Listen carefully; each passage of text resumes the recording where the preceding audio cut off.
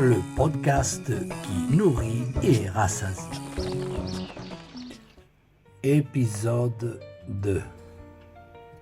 L'ABC de l'anxiété et sa véritable cause.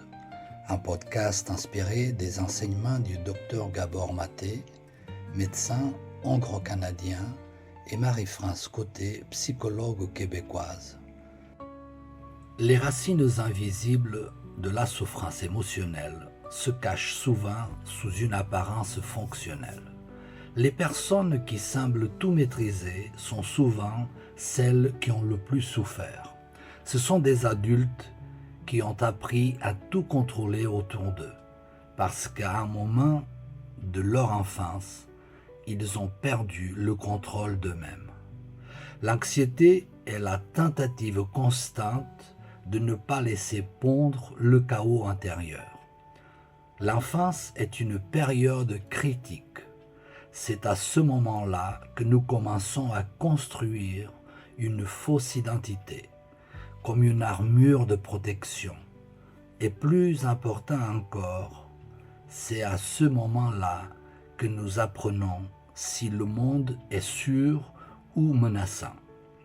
Lorsqu'un enfant grandit dans un environnement où ses émotions ne sont pas accueillies favorablement, où les pleurs sont une punition ou une source de honte, il intériorise l'idée que les émotions sont dangereuses. Il apprend à se cacher, à porter un masque, à faire semblant. Et derrière ce mécanisme générateur de prétextes naît l'anxiété. Il est important de souligner que le traumatisme n'est pas nécessairement ce qui arrive à l'enfant, mais ce qui se produit en lui à la suite de ce qui s'est passé à l'extérieur. Il ne s'agit pas seulement de violences physiques ou verbales évidentes, mais aussi des traumatismes subtils comme l'absence émotionnelle des parents, les critiques excessives et la pression constante de performance. Ces traumatismes s'accumulent, formant un socle psychologiquement instable. Et avec le temps, ils se transforment en crise d'angoisse. Le problème est que notre culture idolâtre encore la force, la productivité et la réussite, et méprise la vulnérabilité, les pleurs. Ces pressions sociales conduisent les individus à un déni constant d'eux-mêmes. Au lieu d'écouter leur corps, ils préfèrent le soigner avec des médicaments. Au lieu d'accepter leurs émotions, ils les répriment.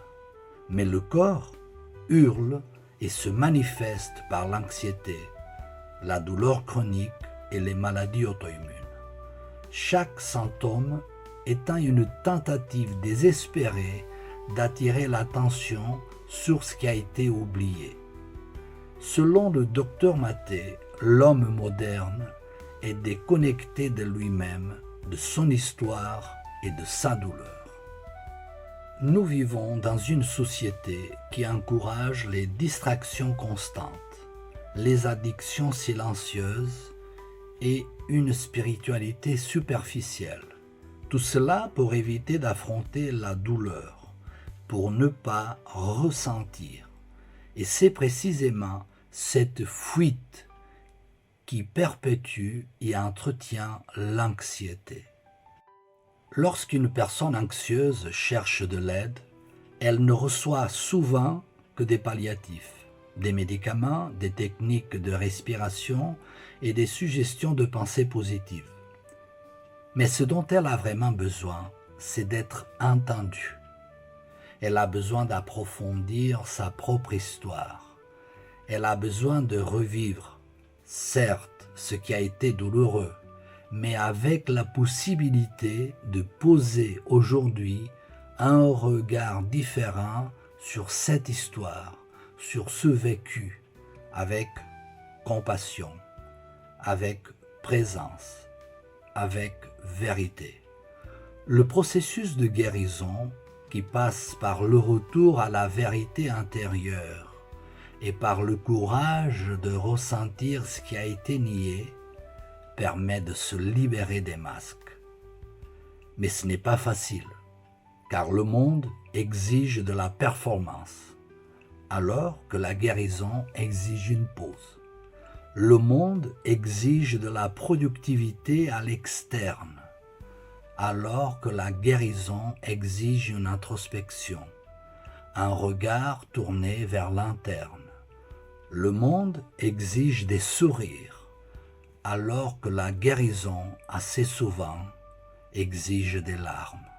C'est dans ce conflit entre le monde extérieur et la réalité intérieure que l'anxiété s'intensifie. Plus on essaye de s'intégrer, plus notre corps nous avertit que quelque chose ne va pas. Et malheureusement, beaucoup n'écoutent que lorsqu'ils sont à bout de souffle, lorsque surviennent des crises de panique, des dépressions nerveuses, des nuits interminables d'insomnie. Mais l'anxiété, aussi douloureuse soit-elle, n'est pas forcément une sentence.